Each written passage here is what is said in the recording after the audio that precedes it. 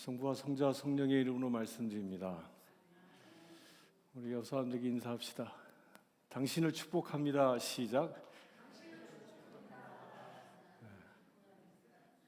또 인사 다시 한번 합시다.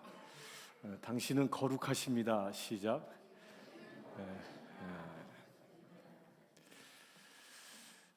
우린 지금 뭘 시리즈로 공부하고 있죠? 십계명. 지난주까지 몇 개 계명까지 했습니까? 6계명까지. 제1계명 시작. 너는 나 외에 다른 신을 내게 두지 말라. 2계명 시작. 우상 앞에 절하지 말라. 3계명 시작. 하나님 여호와의 이름을 망령되이 부르지 말라. 제4계명 시작.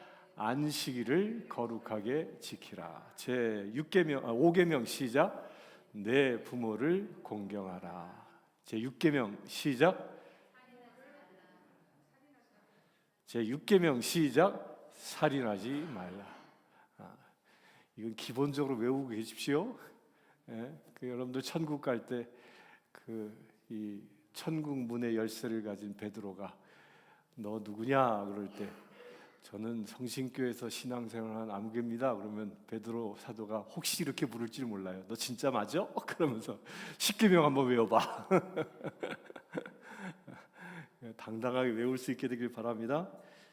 오늘은 제 7계명 다 함께 시작. 간음하지 말라. 간음하지, 우리 개역개정판은 간음하지 말지니라 이렇게 했는데 그냥 쉽게 우리말로 현대말로 간음하지 말라.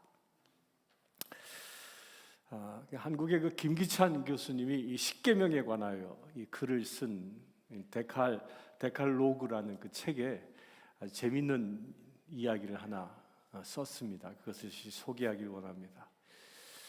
모세가 이제 시내산에 올라갑니다. 그래도 40일이 지났는데 아무런 소식이 없습니다. 그래서 이스라엘 백성들은 아니 저 산 꼭대기에서 무슨 일이 일어났는지 대단히 궁금해했습니다. 그러던 차에 마침내 모세가 며칠 만에 내려왔지요? 시내산에 올라갔다가 며칠 만에 내려왔어요? 40일 만에. 40이란 숫자 기억하십시오. 중요한 숫자입니다. 40일 만에 모세가 시내산에서 내려왔습니다. 그래서 내려와서 모세가 백성들 앞에서 이렇게 얘기합니다. 여러분들, 내가 좋은 소식이 하나 있고 또 나쁜 소식이 하나 있는데 여러분들 무엇을 먼저 듣길 원합니까? 그렇게 질문을 하니까 백성들이 가만히 있다가 그러면 우리 먼저 좋은 소식부터 들려주십시오 라고 얘기했습니다. 그래서 모세가 이렇게 얘기합니다. 하나님께서 우리에게 지키라고 주신 계명이 수백 가지가 아니고 딱 10가지입니다. 기쁘지요? 10개만 지키면 됩니다. 그러자 이스라엘 백성들은 할렐루야 아멘 하면서 안도했습니다. 10개만 지키면 하나님의 백성이 된대. 그러고 나서 이스라엘 백성들이 또 모세에게 묻습니다. 그러면 모세요, 그럼 나쁜 소식이 뭡니까? 그렇게 물으니까 모세가 이렇게 대답합니다. 그게 말이요, 내가 하나님과 대화를 하는데 이 간음하지 말라라는 이 계명을 끝내 빼지 못했습니다. 이것이 못내 아쉽습니다. 그렇게 얘기했다고 합니다.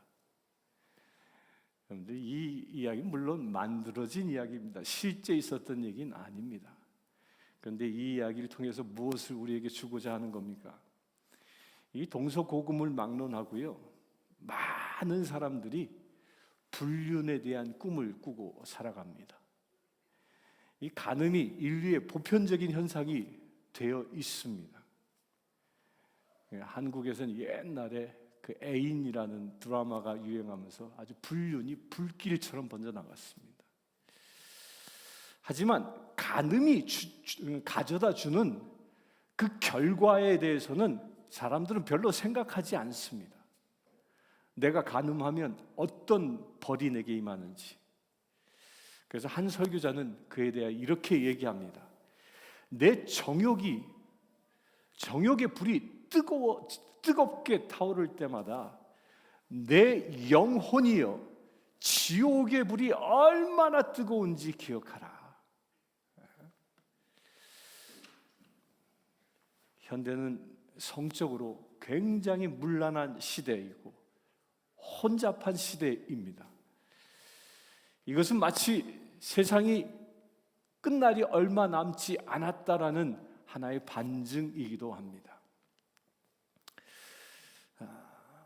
그런데 죄는요, 처음에는 우리에게 죄가 다가올 때는 죄의식을 느끼지 않을 만큼 아주 조그맣게 다가옵니다. 특히 이 간음죄는요, 처음에는 순결하고 진실한 사랑이라는 그 이름으로 우리 마음속에 파고 들어옵니다. 간음죄를 범하면서도 내 안에 사단이 이렇게 속삭입니다. 괜찮아. 괜찮아. 그게 너를 흥분시켜주잖아. 그게 진정한 사랑이야. 이렇게 사단은 속삭여서 우리를 꿰어 넘어가게 만들어버리고 마는 겁니다. 그런데 마침내 그 사단의 꼬임에 넘어가게 되면 그 가정이 어떻게 됩니까? 가정이 세상엔 비밀이 없는 법입니다. 가정은 파탄나게 되어져 있습니다. 가정이 불행해지는 것입니다. 그러니까 음란이 횡행하면서, 음란이 아주 보편화되어지면서 무엇이 높아져요? 이혼율이 높아지는 겁니다. 세상 풍조가 아무리 바뀌어도 결코 변하지 않은 분명한 사실이 있습니다. 그것은 하나님께서 우리에게 명령하신 간음하지 말라라는 이 명령입니다. 여러분들 기억하십시오. 이건 권고가 아닙니다. 지켜도 좋고 아니어도 좋다라는 게 아닙니다. 하나님의 단호한 명령입니다. 그래서 우리는 반드시 지켜야 할 계명입니다. 우리가 만약 이 명령에 순종하기를 거절한다면 우리 인생은 아주 험악한 큰 불행을 초래하게 될 것입니다. 이제부터요, 이 제7계명이 그렇다면 우리에게 명령하시는 그 본 내용이 무엇인지를 구체적으로 한번 살펴보겠습니다. 첫 번째로요, 이 제7계명, 이 간음하지 말라, 이 계명의 가장 중요한 것은요, 단순한 간음이 아닙니다. 이것은 우리의 결혼, 우리의 가정을 지키라는 그 의도가 이 말씀에 담겨져 있는 겁니다. 이 간음하지 말라라는 이 대상이 무엇이에요? 남의 아내, 이웃집 아내와 간음하는 것, 그리고 가정이 없는 상대와 간음하는 것을 또한 엄격히 구별합니다. 이 구약에 보면요, 유부녀, 유부남과 간음하는 것과 그렇지 않고 종들과 간음하는 걸 구분합니다. 왜 그런지 아십니까? 이 유부남, 유부녀와 간음하는 것은 가정을 깨뜨리기 때문입니다. 근데 그때 당시에는 이 가정을 깨뜨리는 것을 하나님께서는 가장 무섭게 질책하고 심판하시기 때문입니다. 그러므로 제7계명의 그 단순한 혼전 순결이나 강간에 대한 것이 아니라 결혼의 소중함, 가정의 소중함을 거기에 초점이 맞춰져 있다는 것입니다.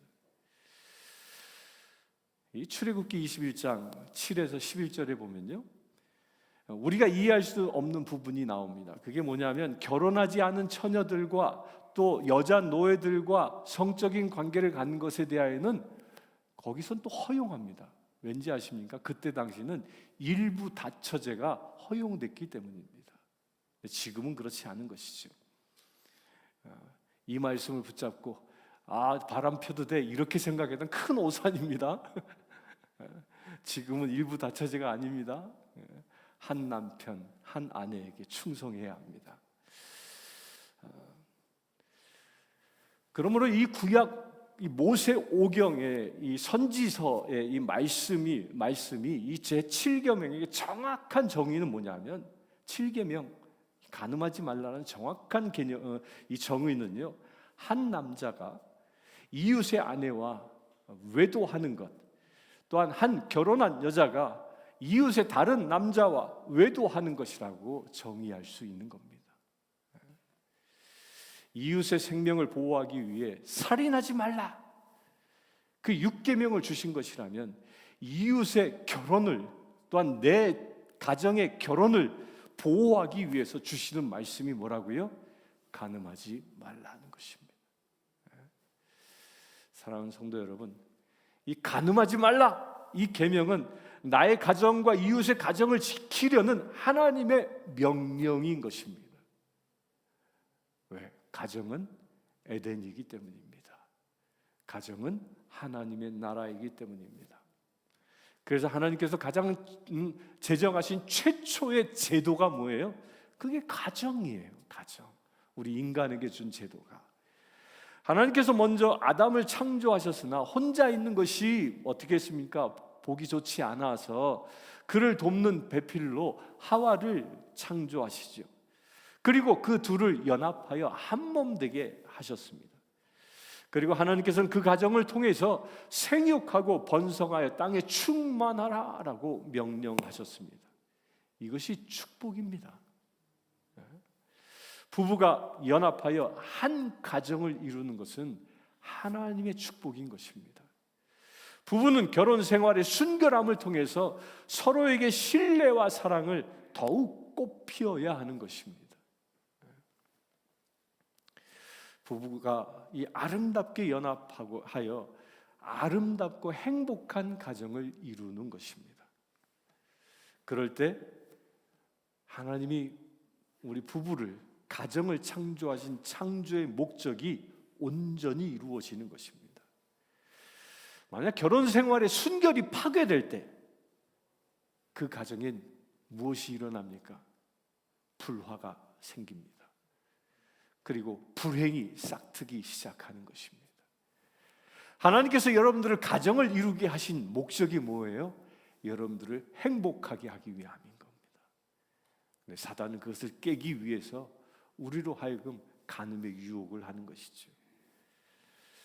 결혼은 또한 호세아서 2장과 에스겔서 23장에 보면 이스라엘과 하나님과의 결합이라고도 비유합니다. 하나님 이외에 다른 신을 섬기거나 우상을 만드는 것을 뭐라고 얘기해요? 영적인 간음이다라고 말합니다. 결혼의 신성함을 더럽히거나 부부관계의 정절을 범하는 자에 대해서는 그가 남자든 여자이든 관계없이 아주 엄단할 것을 성경은 명령합니다. 그 엄단이 뭔지 아십니까? 돌로 쳐 죽이는 것입니다. 여러분들 명심하십시오. 결혼의 신성함을 지키기 위해서는 따라서 필연적으로 우리 부부된 사람들끼리는 철저히 구별된 삶을 살아야 합니다. 구별되지 않은 거룩함이란, 그 신성함이란 있을 수 없는 것입니다. 여러분들 결혼식 해보셨지요? 결혼식 할 때 신부는 순백색의 드레스를 입습니다. 그 이유가 무엇입니까? 그건 순결을 상징하는 것입니다. 그 순결이야말로 거룩의 상징인 것입니다.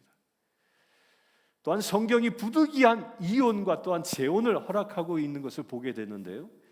예를 들어서 형이 죽으면, 자식을 낳지 못하고 형이 죽으면 동생이 형수와 함께 살아 자식을 낳도록 하고, 또 남편이 죽어 기업을 이을 사람이 없을 때 친척 중에 그 누군가가 그 여인을 거두어 자식을 낳게 합니다.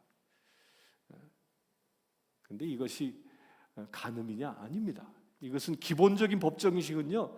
그 단순히 성적인 행위에 초점이 맞춰 있는 것이 아니에요. 그 가정을 지키기 위함입니다. 내가 함께 살아가는 사람, 살아가야 할 사람을 얼마나 또한 신실하게 상대방의 좋은 배우자가 되어야 할지를 성경은 계속적으로 얘기하고 있습니다. 여러분들, 아내된 자여 신실한 배우자가 되길 바랍니다. 여기 아내된 사람들이 아무도 없나?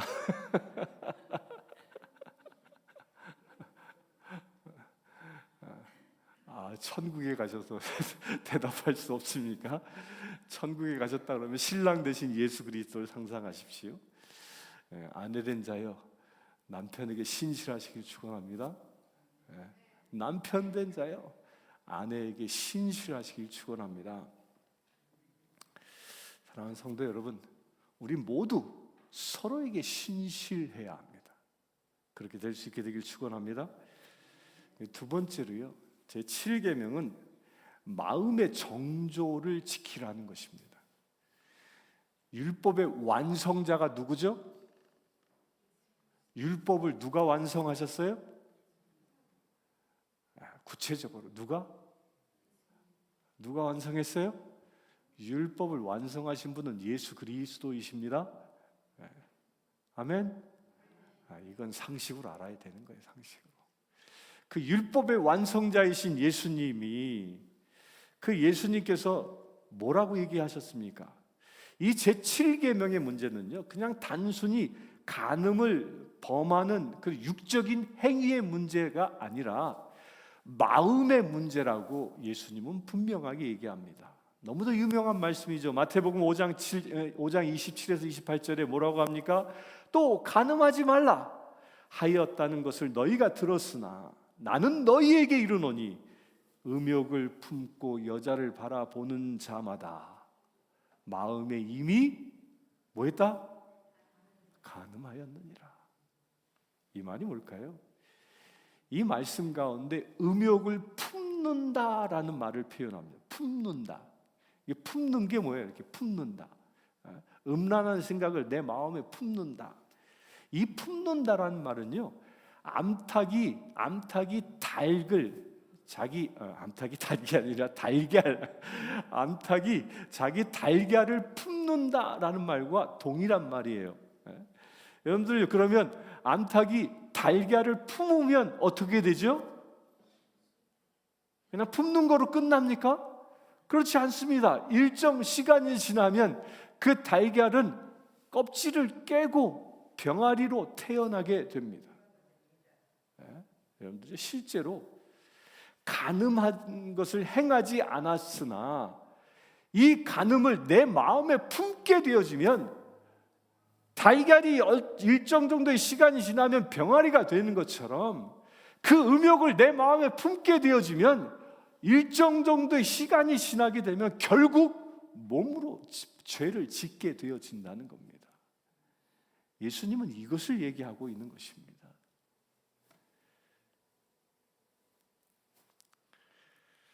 그런데 오해하지 말아야 할 것이 하나 있습니다. 이 세상에 어떤 사람도요, 아름다운 여성을 보고 아주 내 이상적인 남성을 보고 이 성적인 생각을 조금도 하지 않는 사람이 있을까요?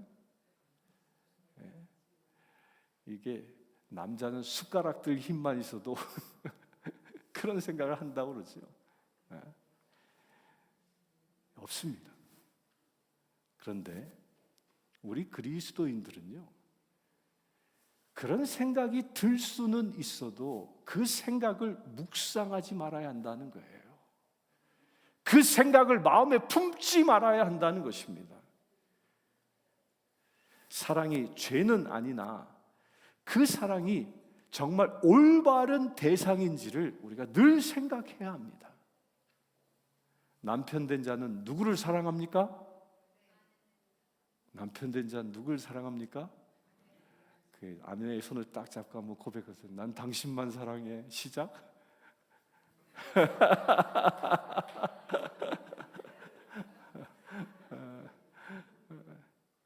남편 된 사람은 자기 아내만 사랑해야 하는 거예요. 아내 된 사람은 어떻게 해요? 남편만 사랑하는 겁니다. 마음이 행동으로 진행되지 않도록 음란을 묵상하는 게 아니라 무엇을 묵상해야 돼요? 하나님의 말씀을 묵상해야 하는 것입니다. 음란한 생각이 들어오면 하나님의 말씀으로 물리치시길 축원합니다. 사단이 음란의 생각을 탁 주어지면 간음하지 말라, 주께서 말씀하셨느니라 선언할 수 있게 되길 바랍니다. 사람들은 어떤 사람이 행한 그 행위의 결과만을 보고서 그 사람을 판단합니다. 그런데 하나님은요, 행동뿐만 아니라 우리 마음의 중심을 보고 계시다는 겁니다. 우리가 어떤 범죄의 행위를 하지 않더라도 그 마음속에 죄를 초래할 수 있는 그 나쁜 생각을 품고 있기만 하면 바로 그 순간이 우리가 죄를 짓는 순간이라는 것입니다. 마태복음 5장 28절에 보면 음욕을 품고 여자를 보는 자마다 마음에 이미 뭐했다? 간음한 것이라. 음욕을 품고 남자를 보는 자마다 이미 마음에 그는 간음했다. 남자나 여자 똑같은 겁니다. 우리가 다른 여자와 건전하지 못한 관계를 맺거나 또한 다른 남자와 또한 행동하지 않았다 할지라도 음란한 생각을 품고 그걸 내가 묵상하고 있다면 이미 그 사람은 간음죄를 저지른 것입니다. 혹여 이런 간음죄가 여러분들에게 조금이라도 있습니까? 아무도 대답 안 하는 거니까 모두 정결한 분인 줄 믿습니다. 종교개혁자 마틴 루터는 탈무드에 나온 말을 인용해서 이렇게 유명한 얘기를 합니다. 우리는 우리 머리 위로 날아다니는 새는 막을 수는 없지만 우리 머리 위에 새가 둥지를 짓는 것은 막을 수 있다. 사단이 우리를 유혹하는 것은 막을 수는 없지만 그 유혹이 내 마음에 자리 잡는 것은 내가 막을 수 있다는 것입니다.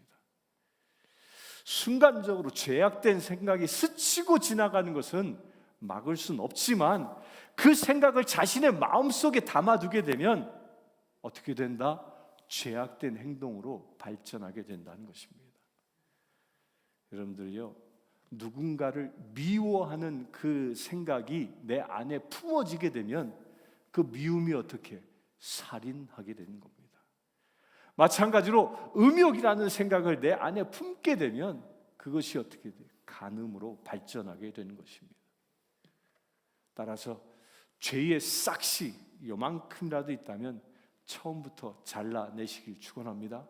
그 뿌리를 뽑아버리시길 축원합니다. 사랑하는 성도 여러분, 여러분들의 마음에 음란이 자리 잡지 못하도록 오직 하나님의 말씀으로만 가득 채울 수 있게 되길 축원합니다. 네. 여러분들의 마음은 오직 하나님의 말씀으로 지켜내길 축원합니다. 세 번째로요, 하나님께서 당신의 백성들에게 원하시는 것이 무엇이냐면 거룩입니다. 레위기서 11장 45절에 보면 나는 너희의 하나님이 되려고 너희를 애굽 땅에서 인도해낸 여호와라. 내가 거룩하니 너희도 거룩할지어다. 주님이 우리에게 원하시는 바입니다. 이 거룩이 중요한 이유는요, 거룩은 세상과 구별되는 모습이기 때문입니다. 하나님이 원하시는 것은 곧 세상 사람들과 구별된 삶을 사는 것을 원하시는 겁니다. 우리 그리스도인이나 세상 사람과 조금도 다를 바 없이 산다? 그 사람은요, 그리스도인 아닙니다. 그 사람은 절대 천국에 갈 수 없는 것입니다. 이 세상은 점점 더 이 간음의 죄를 정당화시키고 있습니다. 이 대한민국은 아주 큰일 났습니다. 몇 년 전에 간통죄는 죄가 아니다. 간통죄를 폐지해버렸습니다. 그래서 이웃집 아줌마하고 간통해도 죄가 아니에요. 무서운 시대가 오고 있습니다. 심지어는요, 간음의 최고 정점이 뭔지 아세요? 그게 동성애입니다. 동성애. 가장 악한 간음이 동성애입니다. 그런데 이 시대는 어떻게 합니까? 동성애를 합법화시키고 있습니다. 남자끼리 결혼하는 시대가 됐습니다. 여자끼리 결혼하는 시대가 됐습니다. 그게 아무렇지도 않은 시대가 됐습니다.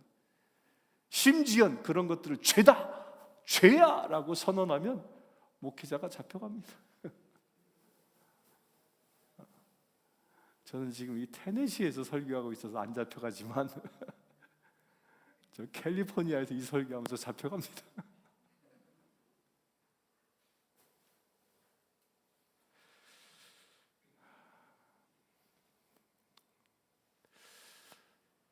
이것이 그냥 법을 지키는 것이라는 것이 시대적인 착오가 계속적으로 일어나고 있습니다. 그러나 하나님은 우리들이 어떤 환경에 처한다 할지라도요, 구별된 삶을 살기를 원하시는 겁니다. 문제는 우리가 어떻게 구별되어져 거룩해질 수 있는가입니다. 간음과 음욕의 문제는 이기는 것이 아니라 자신을 지켜내는 것입니다. 자신을 지키는 것은 죄와 싸워 이기겠다는 마음도 중요하지만 죄의 자리에 가지 않는 것이 더 중요합니다. 술집에 가서 술 안 마시겠다고 버티고 있을 수 있습니까? 카지노 가서 노름 안 하겠다고 버티고 있을 수 있습니까? 죄 짓는 자리엔 아예 가지 말아야 하는 것입니다. 우리의 눈을 들어 세상을 보면 거룩하지 않아도 세상에서 성공하는 사람들을 많이 봅니다. 이 성적으로 문란한 운동선수들이요, 자신의 재능을 가지고 이런저런 올림픽에서도 우승해서 그가 영웅 취급받는 것을 우리는 종종 봅니다. 하지만 하나님의 일만큼은요, 거룩하지 아니하면 안 되는 것입니다. 우리 성신 성도님들, 하나님의 일은 거룩한 자를 통하여 행하시는 겁니다. 왜냐하면 거룩하지 않는 사람과는요, 하나님께서 절대로 함께하지 않기 때문입니다. 하나님을 믿고 하나님의 일을 하는 우리가 하나님이 쓰실 수 없는 사람이라면 그보다 더 괴로운 일이 있을 수 있겠습니까? 나는 주님을 믿는다고 하는데 주님은 나를 모른다고 한다면 그처럼 억울한 일이 어디 있을 수 있겠습니까? 이 시간 예배를 드린다고 여기 앉아 있는데 주님께서는 그 앉아 있는 누군가가 눈에 보이지 아니한다면 그처럼 불행한 자가 어디 있겠습니까? 간음하지 말라, 이 계명을요, 이 계명은 조금 바꾸면 이런 말로 우리가 받아들여야 합니다. 하나님이 쓰실 수 있는 사람이 되라. 아멘이십니까? 여러분들 간음을 마음에 품으면 하나님이 쓰실 수 있는 사람이 아니라는 겁니다. 심지어 간음을 마음에 품고 행동하면 하나님께로부터 버림받는 자가 된다는 것입니다. 간음하지 말라, 이 말씀을 들을 때마다 이런 생각하십시오. 나는 하나님께 쓰임받는 사람이 되길 원합니다. 아멘이십니까? 우리 옆 사람에게 얘기합시다. 당신은 하나님이 쓰시는 분입니다. 시작. 우리가 이 세상을 살아가면서요, 가장 축복된 것 중에 하나는 영향력 있는 삶을 사는 겁니다. 이 시대의 수많은 영적 지도자들이 안타깝게도요, 넘어져 갔습니다. 미국에선 TV 부흥사들이 어느 날 갑자기 사라져버리고 맙니다. 그런데도 아직까지 돌아가셨음에도 불구하고 아직까지도 큰 영향력을 끼치고 있는 분이 한 분 있습니다. 그분이 누구죠? 빌리 그레이엄 목사님이십니다. 그분이 그렇게 영향력을 끼칠 수 있었던 것이 무엇입니까? 그는 일생 동안 바로 순전함과 이 온전함과 거룩함을 지키며 살았기 때문입니다. 여러분들요, 빌리 그레이엄 목사님이 설교에서 병자가 치유되어지고 귀신이 나갔다는 이야기 들어봤습니까? 그런 기적이 일어났다는 얘기는 저는 한 번도 보지 못했습니다. 그러나 그의 거룩함 때문에 사람들이 회심하여 주님께 돌아왔다는 이야기는요, 수도 없이 많습니다. 그런데 빌리 그레이엄 목사님 그 이전에도 또 그 이후에도 이 복음적인 설교를 하는 사람들이 엄청나게 많습니다. 심지어는 빌리 그레이엄 목사님이 하지 않았던 그 능력들, 귀신을 쫓고 병자를 치유하고 이런 일들을 행하는 목사님들이 엄청나게 많았습니다. 그러한 집회에 많은 사람들이 모여서 열광했고요, 그 모습을 보면서 하나님이 역사한다고 모두 믿었습니다. 그런데 어느 순간에 그 유명한 목사님들은 한순간에 그 영향력을 잃고 그 많던 목사님들이 한순간에 사라져버림을 우리는 보아옵니다. 왜 그렇습니까? 왜 그런 대단한 능력을 행했음에도 불구하고 한순간에 세상에서 사라집니까? 그 이유는 간단합니다. 그가 거룩함을 잃어버렸기 때문입니다. 내가 거룩하니 너희도 거룩하라, 이 말씀을 잃어버렸기 때문입니다. 이것은 설교하는 저에게만 해당되는 말씀이 아닙니다. 여러분들도 똑같습니다. 하나님께서 거룩함을 잃어버린 자는 더 이상 사용하지 않습니다. 바꿔 말하면 거룩함을 잃어버린 자의 기도는 주께서 듣지 아니하십니다. 거룩함을 잃어버린 자에게는 주께서 동행하지 않습니다. 주님이 역사하지 않는 것입니다. 여러분들 기도했는데도 응답이 없었습니까? 자기를 돌아보십시오. 내 안에 죄가 이만큼 있는지, 내가 거룩함을 잃어버렸는지. 거룩함이 떠나면 하나님이 역사하지 않는 것입니다. 사랑하는 성도 여러분, 간음하지 말라라는 이 말씀은 넘어서 거룩하라라는 말씀이 여러분들에게 이루어지길 축원합니다. 여러분들의 가정을 지켜내고 마음을 지켜내어 이 주님의 거룩함을 여러분들이 닮아갈 수 있게 되길 축원합니다. 그리하여 마지막 날 신랑 되신 우리 주님이 오실 때 정결한 신부로 저와 여러분들 모두가 다 주님을 영접하는 주의 신부 되어지기를 주님의 이름으로 축원합니다. 함께 기도하겠습니다. 주 아버지 하나님, 간음하지 말라 말씀하셨습니다. 또한 내가 거룩하니 너희도 거룩하라 말씀하셨습니다. 주님, 정결한 주의 백성 되어지길 원합니다. 정결한 주의 자녀 되어지길 원합니다. 우리 안에 어떠한 악한 생각도 품지 아니하고 오직 주의 말씀만 품고 살아가는 주의 거룩한 채 되어지기를 원합니다. 그 모든 심령들에게 주님 함께 하시고 오직 주님이 내 안에, 내가 주님 안에 있는 놀라운 삶이 이 시간 모든 주님의 지체들에게 이루어지게 하여 주시옵소서. 우리 주 예수 그리스도의 이름으로 기도드리옵나이다. 아멘.